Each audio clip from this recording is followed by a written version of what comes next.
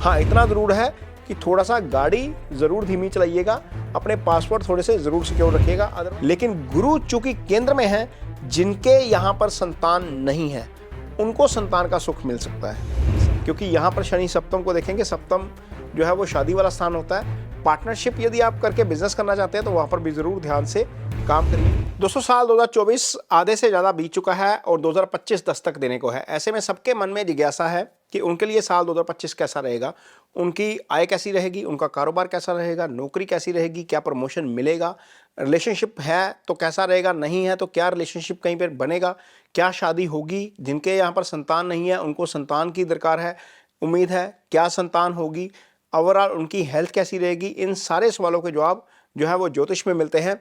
और इस वीडियो में हम यहाँ पर यह चर्चा करेंगे कि मीन राशि के जातकों के लिए साल 2025 क्या लेकर आया है, क्या शुभ रहेगा, क्या अशुभ रहेगा।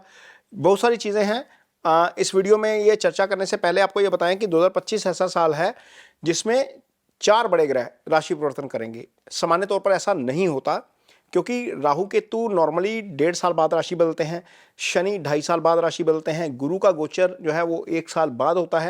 यानी कि गुरु तो हर साल राशि बदल लेते हैं। जैसे राहु केतु के केस में 2024 में हुआ कि राहु केतु का राशि परिवर्तन नहीं हुआ, 2023 अक्टूबर में हुआ था। शनि का भी इससे पहले गोचर हुआ, लेकिन शनि का गोचर भी 2024 में नहीं हुआ। अब 2025 में शनि भी राशि बदलेंगे, राहु केतु भी बदलेंगे और गुरु भी बदलेंगे। शनि समय के कारक हैं, गुरु ब्लेसिंग्स के कारक हैं। राहु केतु के गोचर का जो असर होता है वो बहुत इंस्टेंट होता है। कई बार ये बहुत अच्छा असर करते हैं, कई बार ये बहुत खराब असर कर जाते हैं।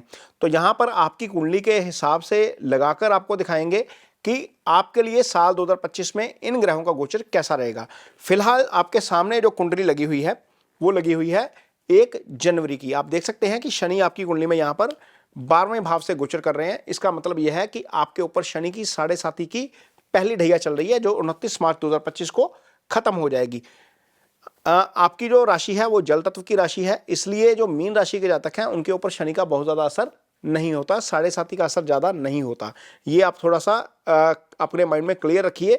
4, 8, 12 यानी कि कर्क, वृश्चिक और मकर मीन जो राशियां हैं ये जल तत्व की राशियां होती हैं। शनि यहाँ पर बहुत ज़्यादा जो है वो असर नहीं करते अपनी 7.5 में। हालांकि उनकी दृष्टि का असर जरूर होता है, लेकिन बहुत ज़्यादा नुकसान 7.5 में नहीं होता इन राशियों को। तो मीन राशि एक ऐसी राशि है जिसको बहुत ज़्यादा चिंता करने की ज़रूरत नहीं है। तो यहाँ पर ये 1 जनवरी की कुंडली आपके सामने, शनि 12वें भाव में, यहाँ पर गुरु का गोचर आपकी कुंडली में 3रे भाव में हो रहा है। अब देखिए 2 राशि में गुरु गोचर कर रहे हैं और यहाँ पर ये भाव जो है वो 3रा है, ये आपको इंडिकेट हो रहा है, यहाँ पर आप देख सकते हैं। और राहु केतु आपकी कुंडली में चंद्रमा के ऊपर से और 7वें भाव में गोचर कर रहे हैं। ये आपके गोचर की स्थिति है, ये 1 जनवरी की स्थिति है। अब देखिए बदलेगा क्या। तो 29 मार्च को शनि आपकी कुंडली में आपके चंद्रमा के ऊपर से आ जाएंगे, यानी कि शनि की 7.5 की दूसरी ढैया शुरू हो जाएगी। गुरु थोड़ा सा आगे निकलेंगे, 15 दिन बाद ही, लगभग 15 मई को जो है वो गुरु का गोचर होगा, लगभग 1.5 महीने बाद गुरु का गोचर होगा और गुरु आपकी कुंडली में 4थे भाव में आ जाएंगे। यहाँ पर 4थे भाव में बैठकर गुरु 12वें भाव को देखेंगे और अष्टम को देखेंगे और आपके दशम भाव को देखेंगे। शनि भी दशम को देखेंगे, शनि 3रे भाव को भी देखेंगे, शनि सप्तम को भी देखेंगे। आप दृष्टियां भी देख सकते हैं, साथ साथ ही जो है वो आपको नजर आ रही हैं। यहाँ पर एक गोचर आपके लिए शुभ हो जाएगा केतु का। केतु आपकी कुंडली में 6ठे भाव में आ जाएंगे, ये 29 मई को होगा। और आपकी कुंडली में राहु 12वें चले जाएंगे। राहु या केतु दोनों में से एक का ही गोचर शुभ होता है, यानी कि मोटे तौर पर केतु का गोचर आपके लिए शुभ हो जाएगा। गुरु का गोचर न्यूट्रल रहेगा क्योंकि वो केंद्र में है, यहाँ पर कालपुरुष की कुंडली में आकर उच्च के हो जाते हैं। शनि का गोचर चूंकि शनि की 7.5 है, इसलिए शुभ नहीं मानेंगे, बहुत अशुभ भी नहीं मानेंगे आपके लिए। तो इसका असर आपके ऊपर क्या होगा ये जानने की कोशिश करते हैं आगे।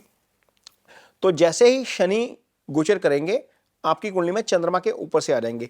शनि आपकी कुंडली में 11वें और 12वें 2 भावों के स्वामी होते हैं।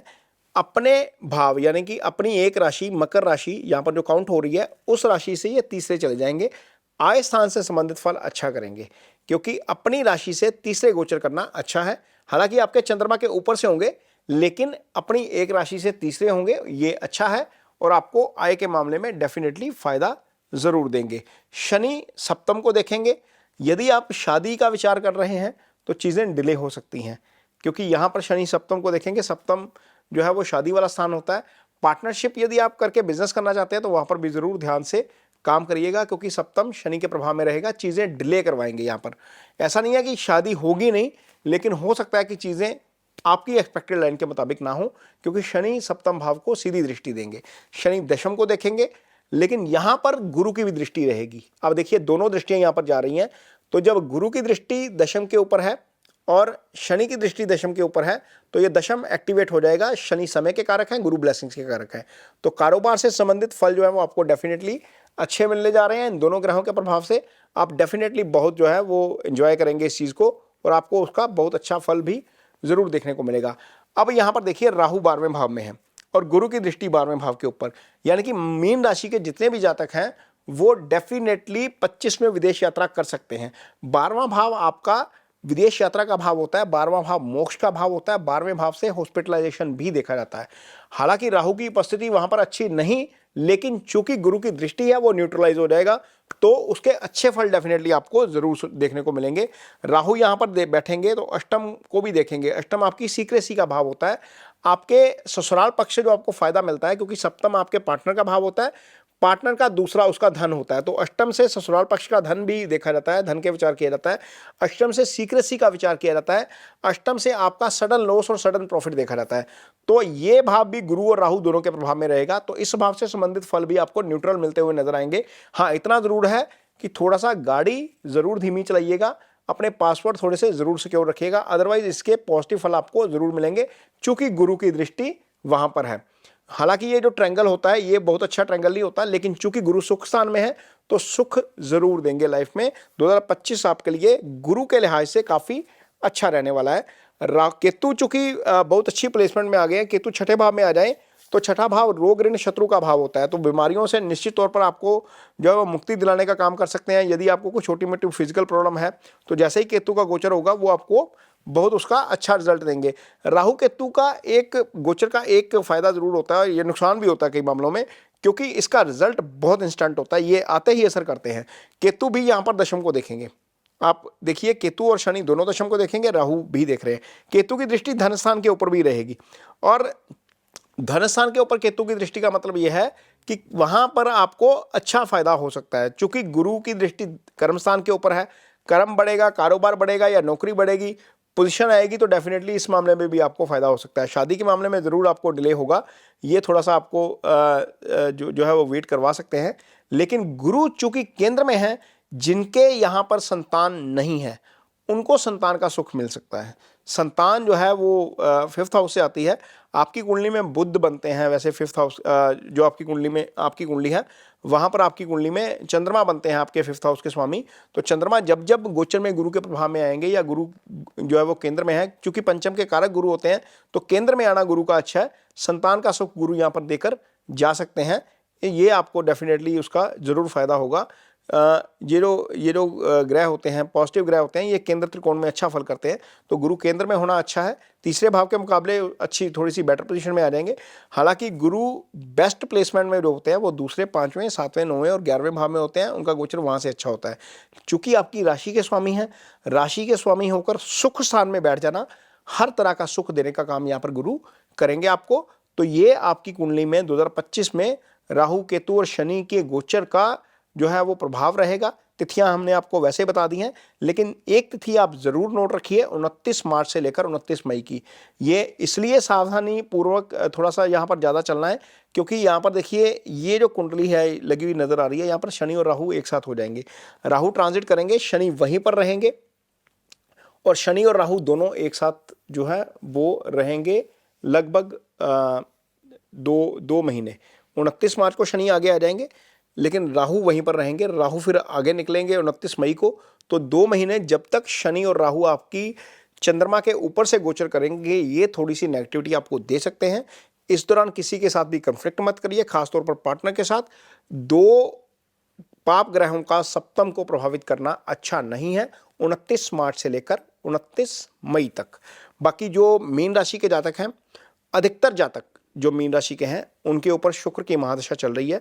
बहुत सारे ऐसे जातक होंगे जिनके ऊपर शुक्र की महादशा लास्ट फेज में होगी, बहुत सारे ऐसे जातक होंगे जिनको शुक्र की महादशा शुरू हुई होगी, और बहुत सारे ऐसे जातक होंगे जो शुक्र के दशा से गुजर जाएंगे इस साल में और उनके ऊपर सूर्य शुरू हो जाएंगे या कुछ को सूर्य शुरू भी हो चुके होंगे।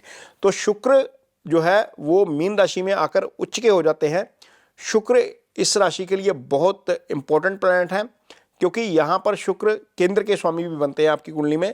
जो शुक्र हैं आपकी कुंडली में तीसरे भाव के स्वामी बनते हैं और इसके अलावा शुक्र आपके लिए अष्टम भाव के स्वामी बनते हैं। तो शुक्र की महादशा यदि आपकी कुंडली में शुक्र पीड़ित है तो आप शुक्र की रेमेडी जरूर करिए, अदरवाइज सूर्य की रेमेडी जरूर करिए। सूर्य की रेमेडीज ओवरऑल बहुत अच्छी हैं आपके लिए और आपको उसका डेफिनेटली बहुत फल मिलेगा। शुक्र की रेमेडी के तौर पर यदि आप मैरिड हैं तो आप अपने पार्टनर को कोई ना कोई सरप्राइज गिफ्ट दीजिए। उन्हें कहीं डिनर पे लेके जा सकते हैं, बर्थडे के दिन पार्टी दे सकते हैं, सूट दे सकते हैं, परफ्यूम गिफ्ट कर सकते हैं। उनको सरप्राइज देना आपके लिए अच्छा है क्योंकि शुक्र मेल चार्ट के लिए वाइफ के कारक होते हैं। जितना वाइफ आपकी खुश रहेगी उतना आपके लिए शुक्र जो है वो अच्छा फल करते हैं। इसके अलावा शुक्र के दूसरे उपाय के तौर पर आप गौशाला में जाकर आप गौ माता की सेवा कर सकते हैं और अपना अटायर जो है वो बहुत बेटर रखिए। डेली अपने आप को क्लीन रखिए, इससे आपका शुक्र डेफिनेटली अच्छा होता है। यदि आप महिला हैं तो आप अपने आप को थोड़ा सा सजा संवार कर रखिए, उससे आपको उसके शुक्र के बहुत अच्छे फल मिलेंगे। सूर्य की रेमेडी के तौर पर आप जो है वो सूर्य को जल दे सकते हैं, ओम भास्कर नमः का जप कर सकते हैं। रविवार के दिन आप जो है वो डोनेशन कर सकते हैं गुड़ की, गेहूं की या घी की। तो ये रेमेडीज़ हैं यदि आपके ऊपर शुक्र या सूर्य की महादशा चल रही है। वैसे मैक्सिमम लोगों के ऊपर शुक्र की ही चल रही होगी तो ये रेमेडीज़ आप ले सकते हैं, इससे आपको बहुत फ़ायदा होगा। जाते जाते 2025 के लिए आप सबको शुभकामनाएं। आपका 2025 बहुत शुभ हो। भगवान से प्रार्थना है कि आप जो भी चाहते हैं लाइफ में आपको सारे सुख जो है वो 2025 में हासिल हो। इसके साथ ही मुझे दीजिए इजाज़त। ये वीडियो कैसा लगा इस पर कमेंट बॉक्स में अपनी राय ज़रूर दीजिए और वीडियो को शेयर ज़रूर करिए और लाइक ज़रूर करिए।